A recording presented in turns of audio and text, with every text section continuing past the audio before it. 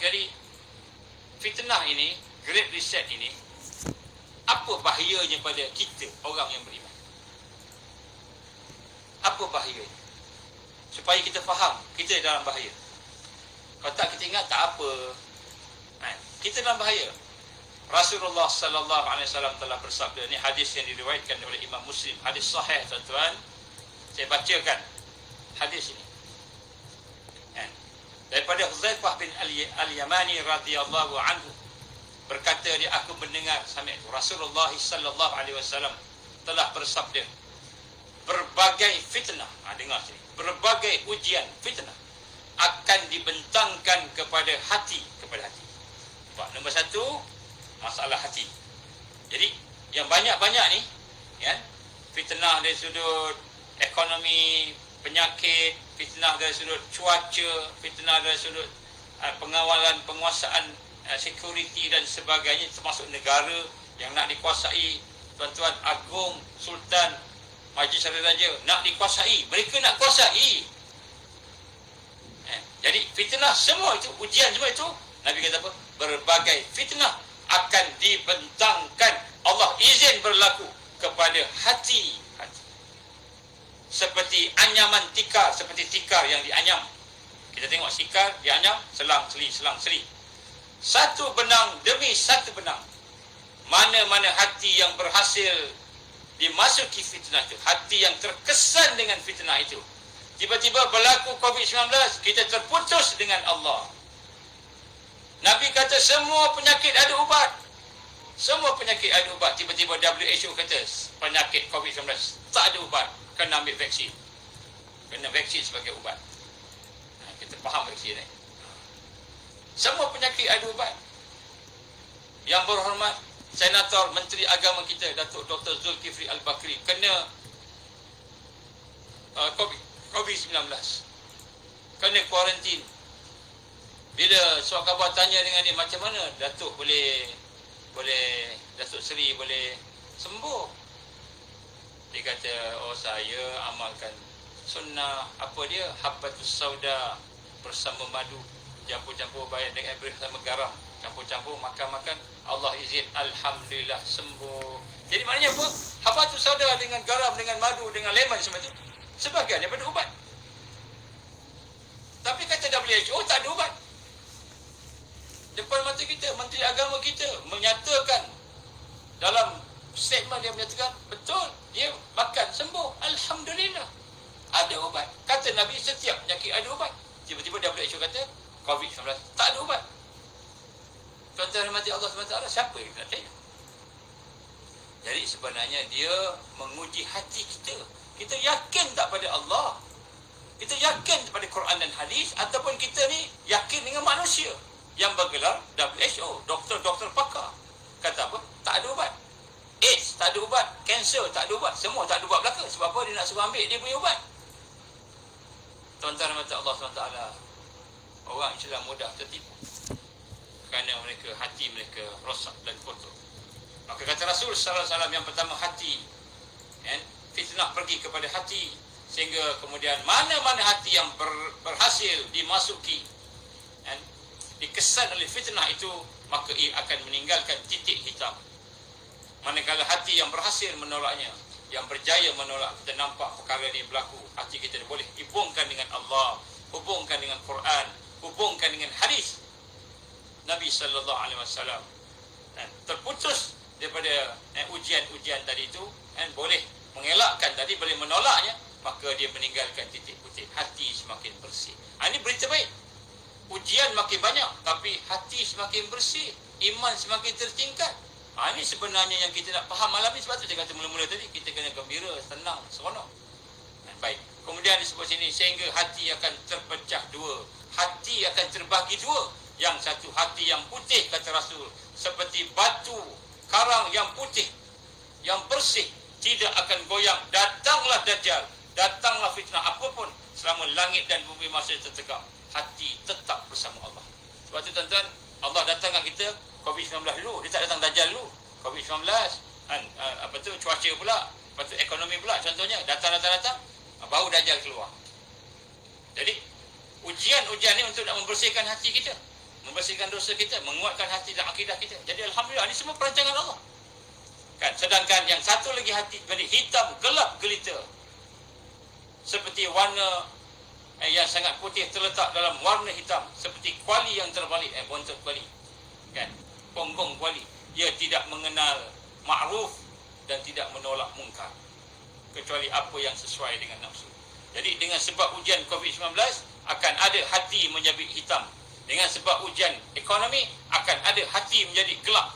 Dengan sebab ujian cuaca akan ada hati yang menjadi gelap gelita. Jadi pertama tuan-tuan, bahayanya kepada hati sama ada menjadi hitam dan sakit ataupun hati itu menjadi putih dan penuh dengan al-iman. Ini nombor satu. Jadi kita tengok apa yang berlaku ni, sebenarnya Allah nak uji nombor satu hati kita. Ini Rasul sebut tentang, bila Rasul SAW sebut tentang fitnah, ni nombor satu. Nombor dua tuan-tuan, sebagaimana hadis Rasulullah SAW yang diriwayatkan oleh Imam Muslim juga, apa dia? Fitnah akhir zaman, ujian-ujian, kesusahan-kesusahan di akhir zaman adalah ujian-ujian besar. Ujian-ujian besar. Maka Nabi SAW telah bersabda, bergegaslah kamu, bersegeralah kamu melakukan amal soleh. Nabi suruh kita bersegera melakukan amal soleh sebelum datang fitnah seperti malam yang gelap gelita. Malam yang gelap gelita. Ini hari ini tuan-tuan, saya minta maaf saya sebut, berlaku kekeliruan pada kita. Dan ada yang tanya dengan kita, kan, macam mana sekarang ni Dajjal nak keluar dah? Nak pindah ke tak pindah ke, lagi masuk hutan ke? Ataupun nak tinggalkan bandar, nak duduk kat kampung-kampung ke? Ataupun ada masalah kita tak mau dah benda-benda ni contohnya. Jadi ada yang keliru. Ada yang kata tak apa gini-gini. Jadi ada pandangan yang berbeza-beza. Ini keliru lah, kita tak tahu ini ke masa Dajjal nak keluar, ataupun ada lagi masa lagi. Jadi ini satu yang mengelirukan. Maka kata Nabi SAW, apa dia punya ubat daripada kekeliruan ini, kita tak nak kita keliru tadi, hendaklah kita meningkatkan amal soleh.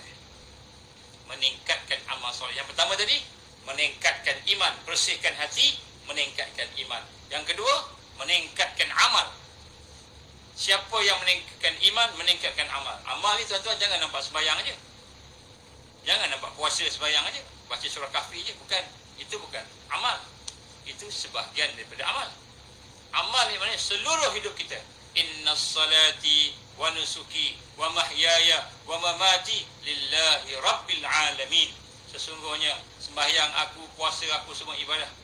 Penumpuan hidup aku, kehidupan aku, maknanya hidup kita ni, pergaulan kita, kerja kita, semua ibadah. Dan kematian aku, bagaimana kita nak mati pun ibadah juga. Persiapan mati pun ibadah. Mati itu sendiri ibadah. Mati syahid fisabilillah, mati kerana bersama dengan perjuangan jalan Allah. Maka mati, hidup, amalan, penumpuan hidup, lillahi rabbil alamin, semua kerana Allah. Itu maknanya amal soleh, bukan hanya sembahyang puasa. Sebab tu kita kena faham Islam ni apa? Satu kehidupan. Ya ayyuhallazina amanu dukhulu fis silmi kafah. Wahai manusia-manusia beriman, wahai orang beriman, masuklah ke dalam Islam secara menyeluruh. Wala tattabi'u khutuwati syaitan. Jangan kamu ikut jejak langkah syaitan. Syaitan ni dia amal sikit-sikit je. Yang dia suka dia buat, yang dia tak suka dia tinggalkan. Itu syaitan. Sesungguhnya dia musuh kamu yang nyata. Sebut kat sini, dalam ayat ini Allah perintahkan kita meningkatkan amal. Yang ketiga tuan-tuan, yang ketiga apa? Yang ketiga yang menakutkan. Saya baca makna ni. Hadis diriwayatkan oleh Imam Muslim, Imam Tirmizi, Imam Ahmad, semua sahih.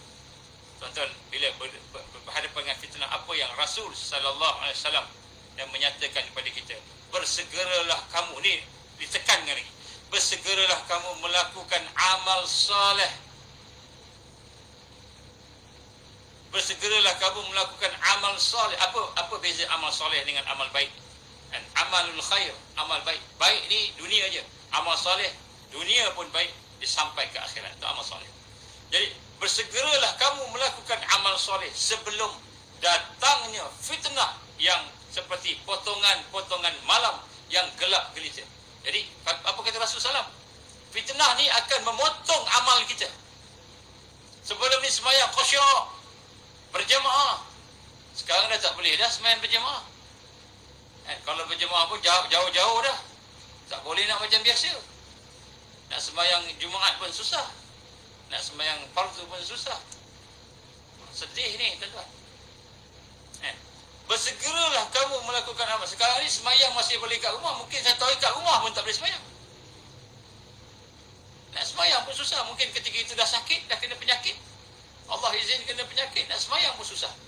Sebab ada kuman baru pula, COVID-21. COVID-21. COVID-21. Datang pula COVID yang virus yang lebih teruk lagi. Kita nak sembahyang pun susah. Contoh, ini ujian. Maka kata Rasul SAW, kita tahu dah kita di akhir zaman. Bersegeralah kamu melakukan amal soleh sebelum datangnya berbagai fitnah seperti potongan-potongan malam yang gelap gelita yang kita tak nampak. Bagaimana dia menyesatkan umat yang ada pada hari ini. Pada waktu pagi, seseorang masih beriman. Waktu pagi masih beriman, sembahyang subuh. Tetapi pada waktu petang, sudah menjadi kafir. Petang, dia bersama dengan one world religion. Bersama dengan one world religion. Bersama mengiktiraf Tuhan-Tuhan yang lain selain daripada Allah. Berdoa sama-sama. Tiba-tiba petang dia kafir. Pagi dia sembahyang subuh. Beriman. Petang dia kafir. Tuan-tuan rahmati Allah SWT. Dan seseorang itu masih beriman di sebelah petang. Kemudian pagi harinya pula menjadi kafir. Ada orang pula petang tu dia beriman. Pagi besok pula dia kafir. Ini hadis sahih tuan-tuan. Ya, sebab tu nombor satu tuan-tuan, fitnah-fitnah ini ujiannya yang pertama ialah dia nak serang hati kita ni. Ya, sebab tu kita kena ada panduan, kita kena ada bimbingan, kita kena ada ilmu, kita kena ada suasana tarbiyah. Jangan kita ingat kita dah terror dah. Jangan kita ingat kita boleh survive seorang-seorang. Tak perlu dah kepada orang lain. Saya seorang-seorang, saya ni guru agama, saya ni ustaz, saya ni dah faham Islam. Tak apa, saya boleh survive seorang-seorang. Nabi kata apa? Kena berjamaah. Kena cari orang-orang soleh bersama-sama. Kena ada guru, panduan, bimbing kita, tempat kita cari. Tuan-tuan rahmati Allah, sebab pertama dia uji hati kita. Yang kedua dia uji amalan kita. Dan ketiga dia menguji iman kita. Kufur ataupun iman. Nifak, kufur ataupun dia beriman. Jadi maknanya di akhir ujian itu, Dajjal akan menyesatkan umat manusia menjadi orang yang mengikut kepada yang kita gambarkan sini kesesatan, menyembah iblis. Itulah insya-Allah tuan-tuan saya nak sebut kat sini pada malam ini.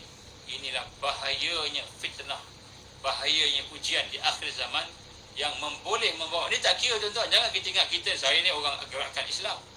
Saya ni orang duat, saya ni para duat, saya ni ustaz, saya ni orang alim. Saya ni dah ada gelaran-gelaran yang besar-besar. Jangan kita ingat kita terlepas tuan-tuan. Jangan kita sombong dan bongkak dengan diri kita. Kita kena sentiasa merendahkan diri kita pada Allah. Minta pada Allah. Sentiasa kena minta pada Allah hidayah. Kena sentiasa. Sebab semakin lama dan semakin susah. Baik.